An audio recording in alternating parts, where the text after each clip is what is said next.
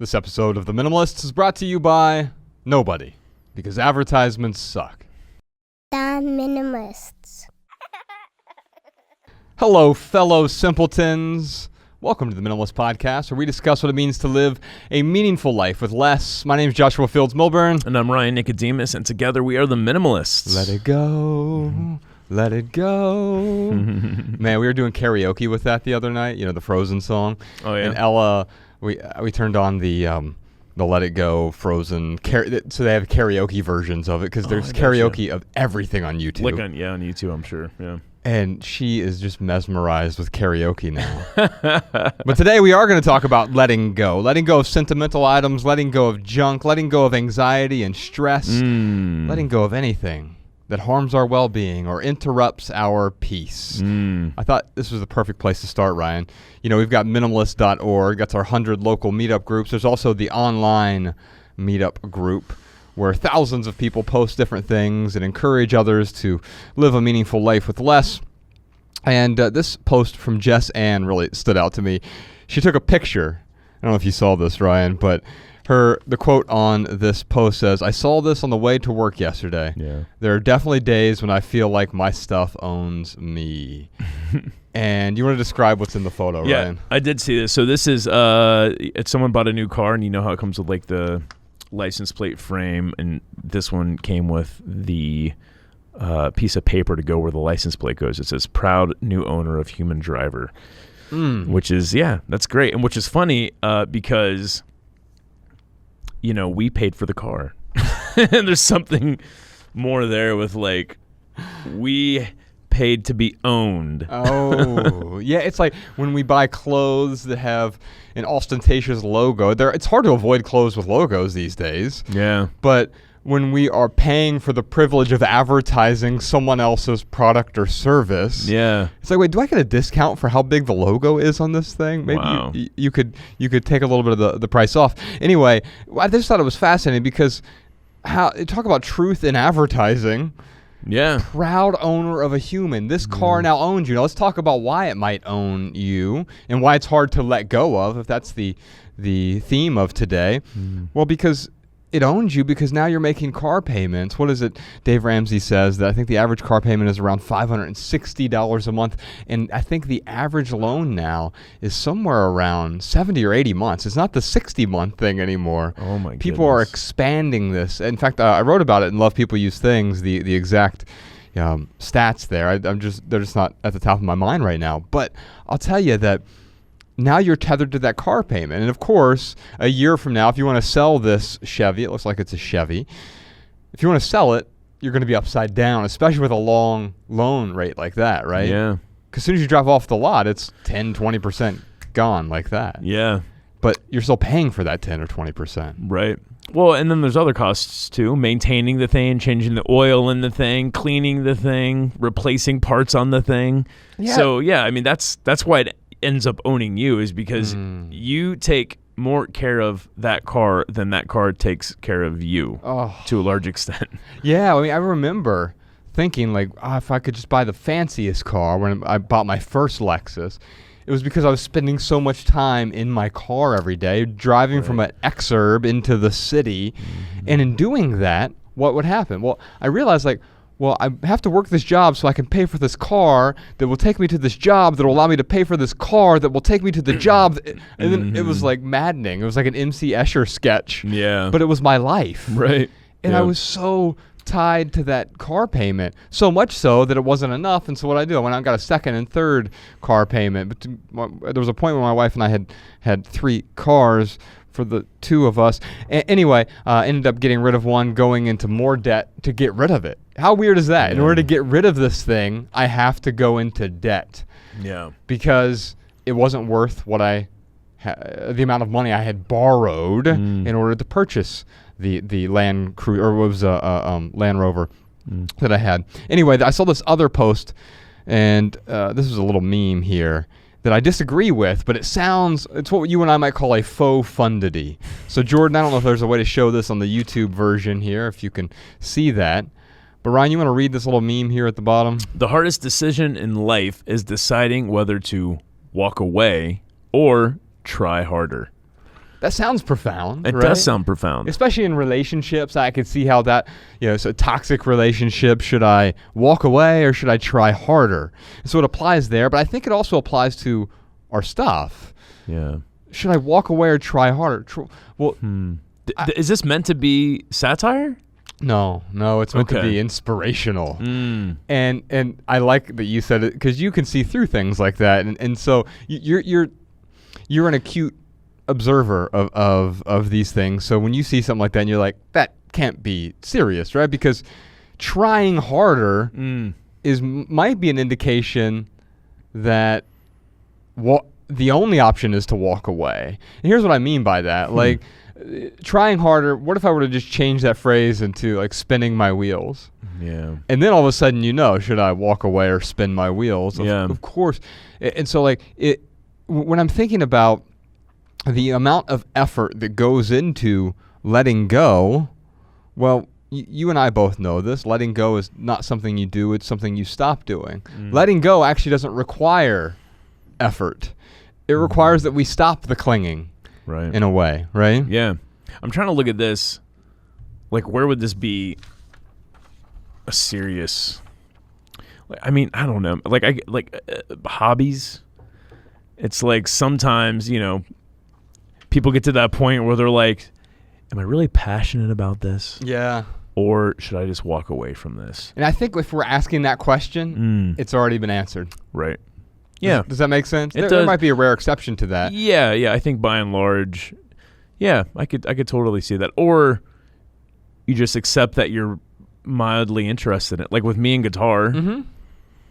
I mean, I really enjoy playing guitar. I'm not like crazy passionate about it, but I really enjoy playing. Right. I don't feel like I need to try harder or walk away, but it's something that like I'm certainly not going to like make a living from or do like an open mic night or anything like that. And you're also not even compelled to ask a question like this about guitar playing. Yeah. This question wouldn't enter your mind about guitar playing, but if it enters your mind about holding on to a particular physical item. Yeah, I totally agree with that. Yeah, should I try harder to like this item? Or even with a relationship.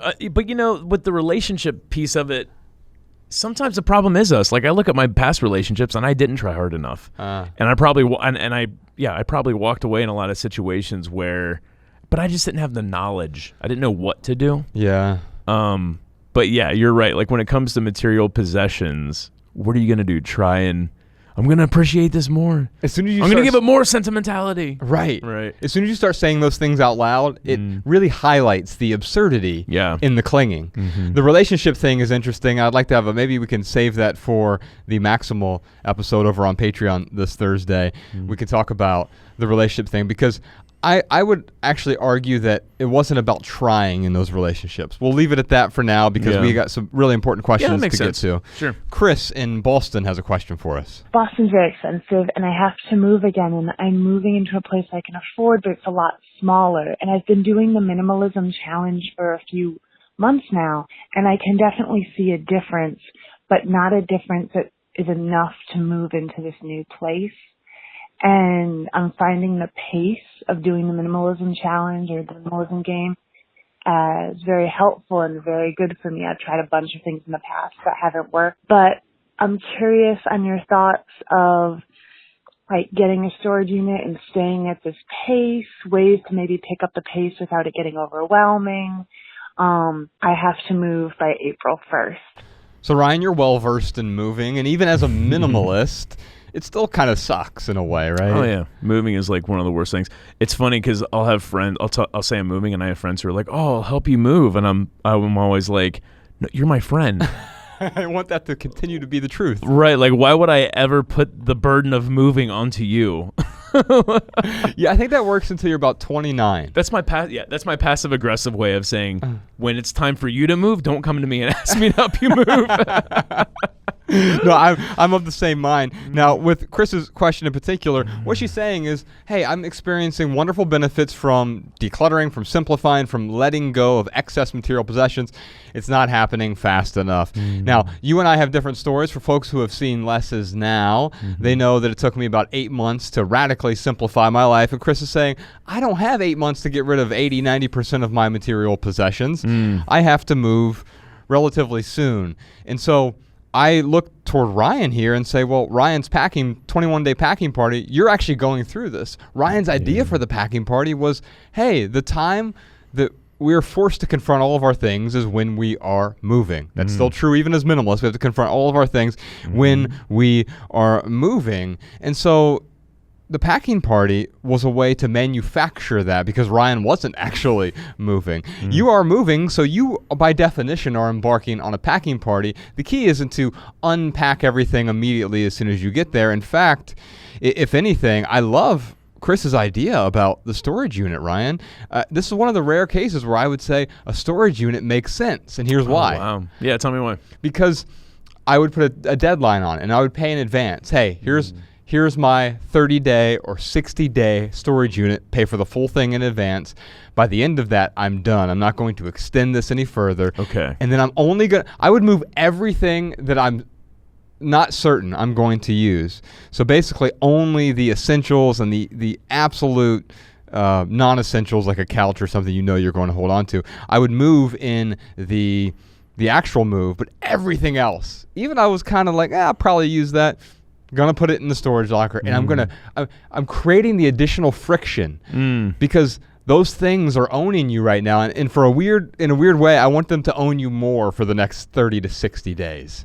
Yeah. Because if they own you more, you're gonna realize that tug they have on your life, and it's going to compel you to not reclutter your space in the future. The letting go is important, but the continuing to not cling after you've let go is, I think, equally important. So you're saying that if things are in the storage unit, Chris is at her place, and she finds herself basically being like, oh man, where's that broken waffle iron? I really want that right now. Right. I mean, I know that's probably, she's not keeping broken waffle irons. Just waffle iron. Maybe waffle iron, yeah.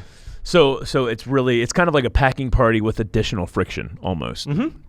Yeah, interesting. A piece of me wants to tell Chris, make a pile of everything that's going to go in the storage unit, and that's the pile that you need to let go of. Because all those things in the storage unit are really kind of a just-in-case thing. Yeah. But Chris, we're not here to give advice. We're just here to talk about what we would do. Yeah. Personally, I do the packing party because that's what I've done in the past. So I would just forego the storage unit, and I would just everything that's left over, bring to my place and be overwhelmed by all that stuff and unpack things as I need it. And then, set a deadline. If you want to create the additional friction with a storage unit, great. Chris, we give you permission to do whatever you want. Yeah, Ryan, I love the idea of the piles, because what you're echoing there, and by the way, Chris, let's send you a copy of the Minimalist Rulebook. Folks listening to this, you can download it for free. The Minimalist Rulebook. I'm sorry, it's theminimalist.com/rulebook, where you can find that. There's also an audiobook version, so Chris, if you want that, we'll send it to you. But there's a few rules in there, and what you can do, because these rules are so tailorable, right? They're not off the rack, and so you get to adjust them. And this is one of those cases. Usually, we often tell people, hey, if the 90-90 rule is too strict for you, make it the 1 year rule. Sure. But for you, Chris, this might be one of those rare instances where it's like, all right, let's get really aggressive. Is it the 30-30 or 35-35 rule, whatever it is? Yeah. And you're going to make those constraints a little bit more definitive, because they're going to serve you in this shortened period of time. But there's one rule in there called the no junk rule. Everything you own can fit in one of three piles. It's either essential, truly essential, or it's non-essential, or it's junk. So essentials, we all have pretty much the same essentials: food, clothing, shelter, education, vocation, transportation. And those things are pretty much universal. There's a few exceptions there. But, and by the way, don't confuse education with schooling. Don't confuse transportation with a car loan. Don't confuse vocation with a job that you hate. So all of those things have caveats as well. But set that aside. The non-essentials, the couch, the dining room table, these are things that add value to my life. I use them regularly. Great. I don't absolutely need them, but they serve me. Of course, move those things with you as well. But that third pile is what Ryan is talking about here. He's talking about that junk pile. Yeah. Ryan and I used to call this the need, want, like list. And it's kind of deceptive, because the likes are like, well, yeah, I kind of like that. but it's actually getting in the way. It's not serving you. Right. And so like, that would be nice in some ideal hypothetical world that doesn't actually exist. But when we're honest with ourselves, we realize like, oh no, 50, 60, 70, 80% of my stuff is junk. Isn't that hard to admit too? When you were going through the packing party, Ryan, Yeah. it's like, oh my God, what have I done? Yeah. Well, you have space for it, so you fill the space, and that sounds like where Chris is at. And now she's moving into a smaller space and confronted with all that junk that she's collected throughout the years. Yeah. Best of luck, Chris. I think she. I will say, I thought she could double the minimalism game. So maybe on day 1 it's one thing, and then on day 2 it's 4 things, and then on day 3 it's 6 things. I mean, she really needs to like get more momentum. But not multiply, because I think if you multiplied it, like if you doubled every day, that's what I thought you were saying at first. Oh, I think right. you end up getting rid of a billion things. Yeah, no, you just double the day. So I guess on day 1 it would be 2 things. I got you. Yeah. Cool. Anyway, but the fact that Chris has already got this momentum going, that's outstanding. Yes. And I mean, it's, again, we're not here to give advice, but we are here to give you permission to do whatever you want, Chris. And this smaller living space will allow her to not reclutter as easily. I was just talking to someone on, I do this little solo podcast called Minimalism Today over on our Patreon, patreon.com/theminimalists, by the way. Every Monday I just call up someone and we just talk about something. And I was talking to this woman about the exact opposite of this. I moved into a bigger house that made sense, and now I'm afraid that because I feel compelled to fill all the spaces, right? Yeah. We buy a 4,000 square foot house. We feel empty if the house is empty. Of course, we're not empty. And trying to fill ourselves by filling the house is always a fruitless pursuit. And so it's nice that you're finding an appropriate space for you. Now it's finding the appropriate amount of items to fill that space. Ryan, what time is it? You know what time it is? It's time for our lightning round where we answer your text messages.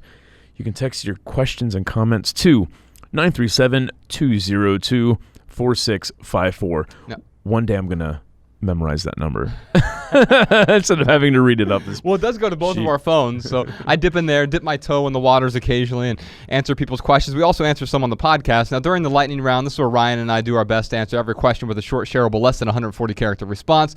We put the text to these minimal maxims in the show notes so you can copy and share our pithy answers on social media if you'd like.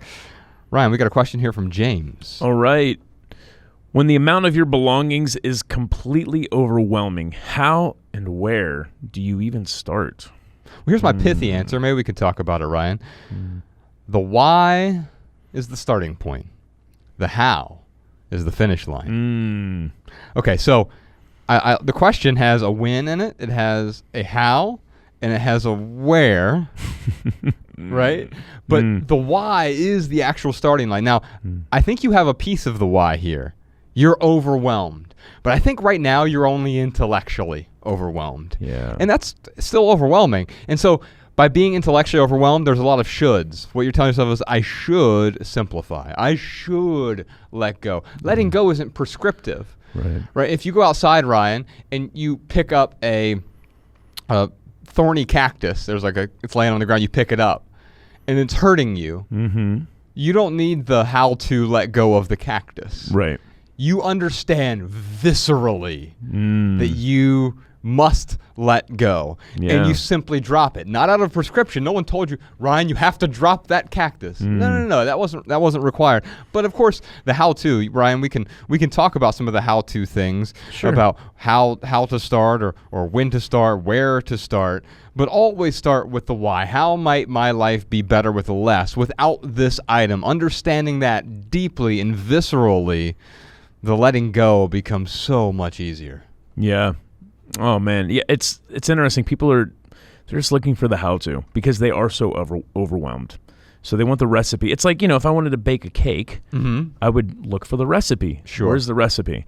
However, 2 things. If it was my first cake that I was baking, I'm probably going to screw it up. So even if I had the recipe, I'm not going to do it correctly. And then let's say I did it perfectly, that might not be my favorite flavor of cake. Right. Now I just want to eat cake.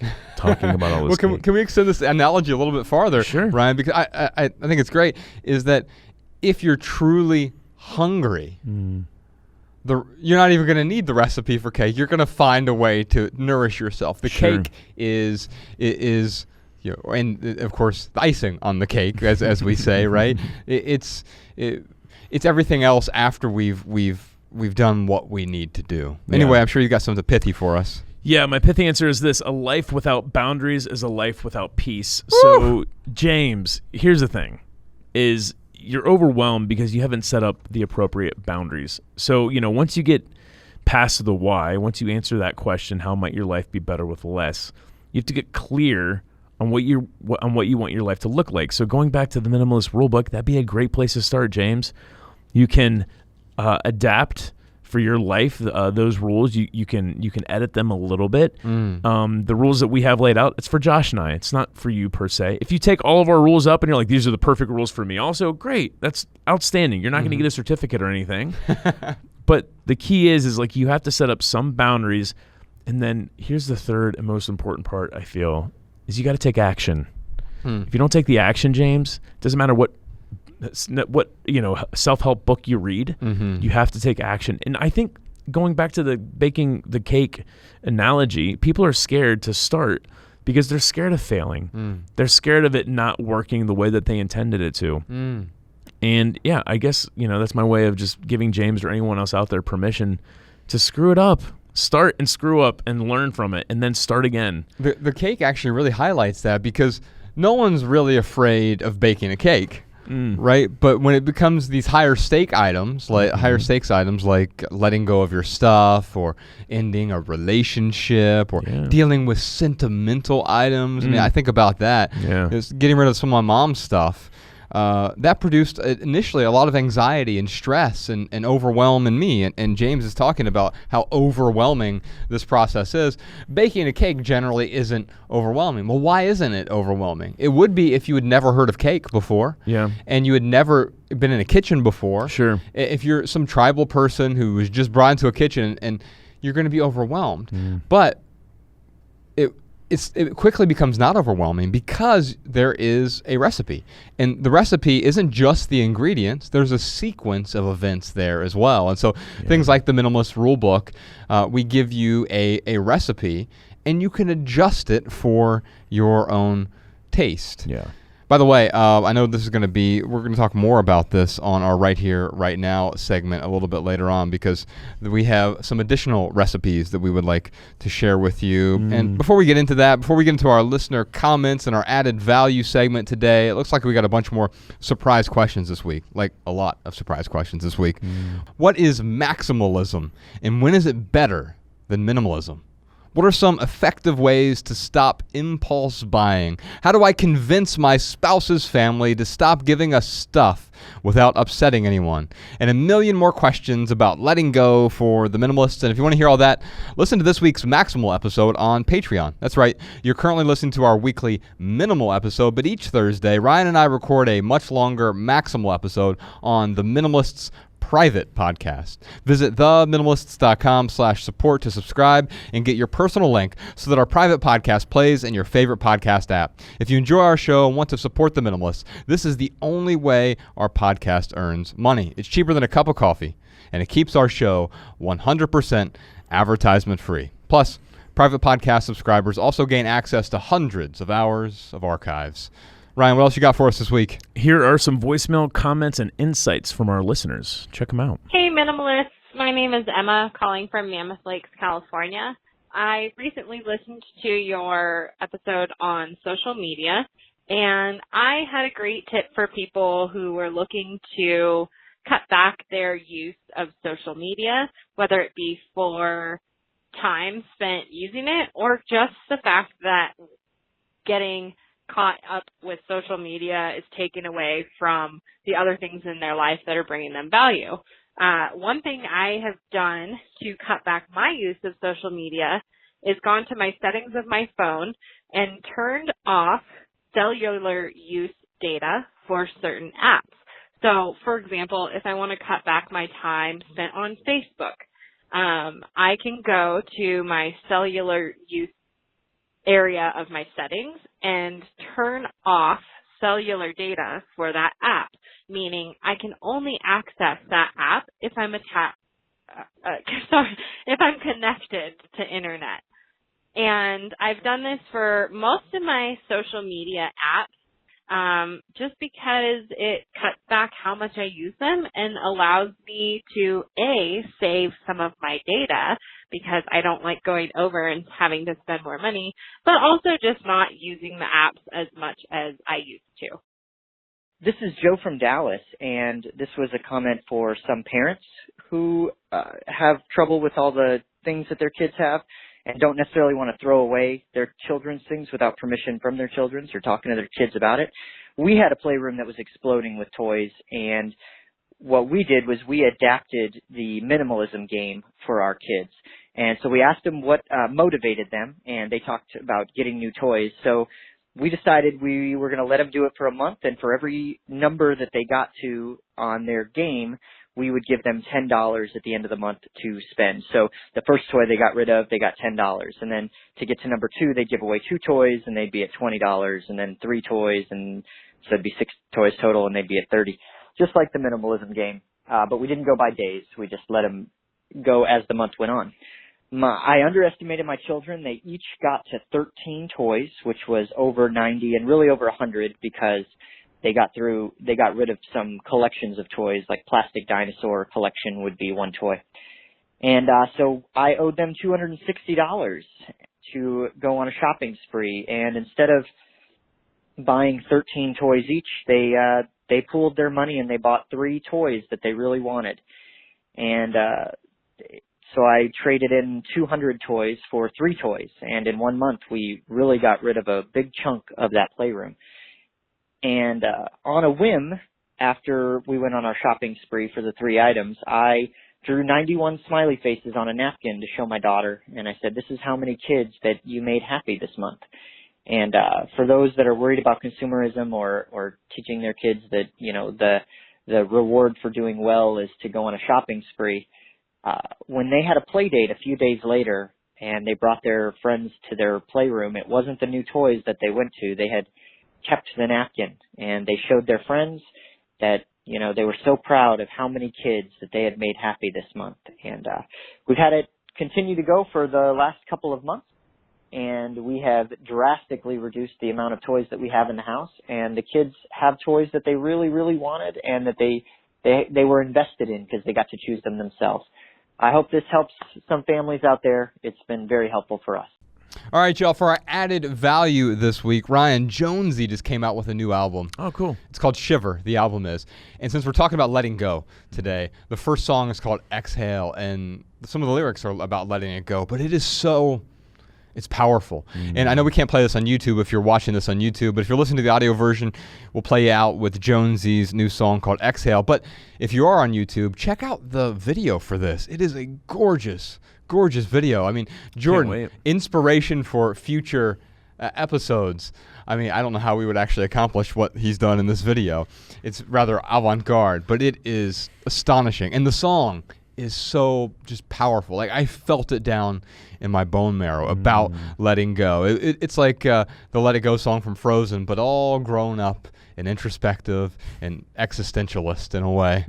It's Jonesy. It's called Exhale. Cool. From his album Shiver. By the way, Ryan, this speaking of exhaling, 2020 was a difficult year for a lot of people financially, right? Yeah. And it was certainly a difficult year for us. We had quite a few months. We're going to talk about this on the Maximal episode today. We had quite a few months for the first time, I think ever, where we were an unprofitable business last year.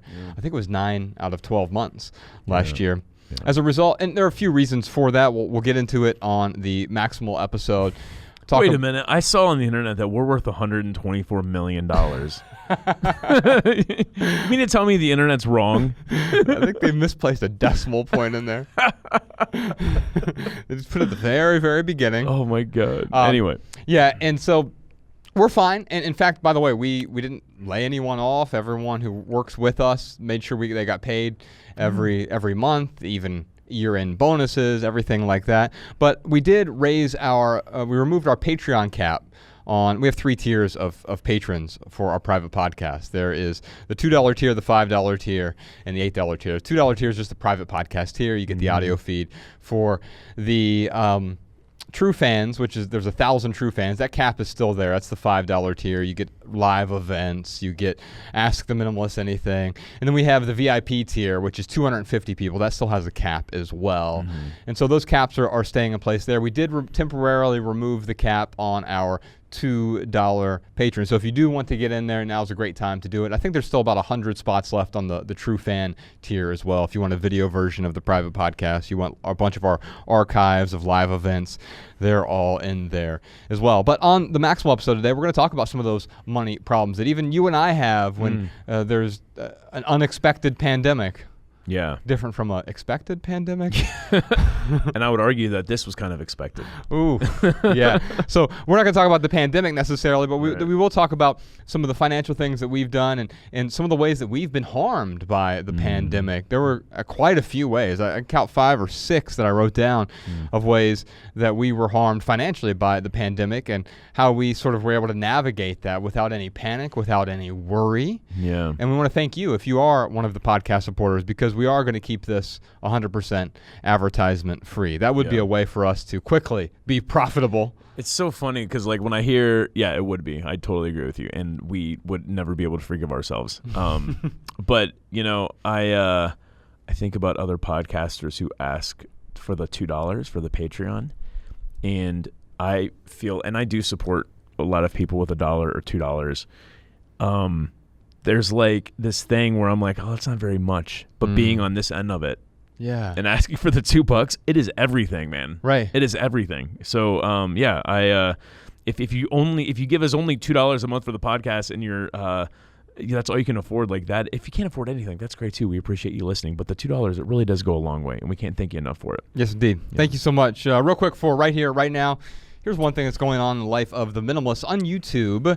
We have 3 seasons. Ryan and I did this series called Living Room Conversations. So if you are a new listener and you have a question, my guess is if you go to our YouTube channel, it's just youtube.com/theminimalists, we probably answered a similar question. There's 60 videos there, 60 episodes of Living Room Conversations. Oh, wow.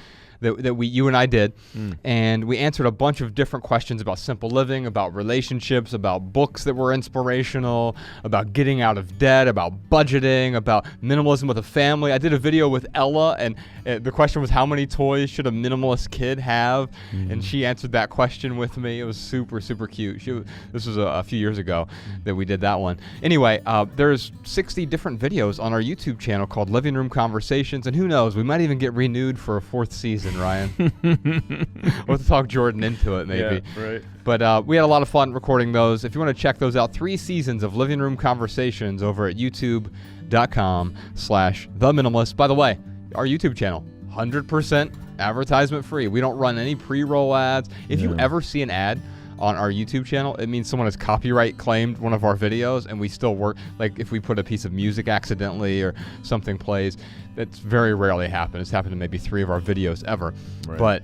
But we work hard to make sure that doesn't happen because we don't want any ads. Yeah. You already see 10,000 advertisements a day. We don't want to be the ones who bring forth 10,001 advertisements to your life. Yeah. You can follow The Minimalists on Facebook, Twitter, and Instagram at The Minimalists. Come to one of our live podcast shows. Visit theminimalists.com/tour to find a city near you. If you have a question, comment, or a minimalism tip for our podcast, email a voice memo to podcast@theminimalists.com. You can comment on this episode at youtube.com/theminimalists. And if you want our show notes in your inbox, sign up for our email list over at theminimalists.com. You'll also receive our simple Sunday emails whenever we send those.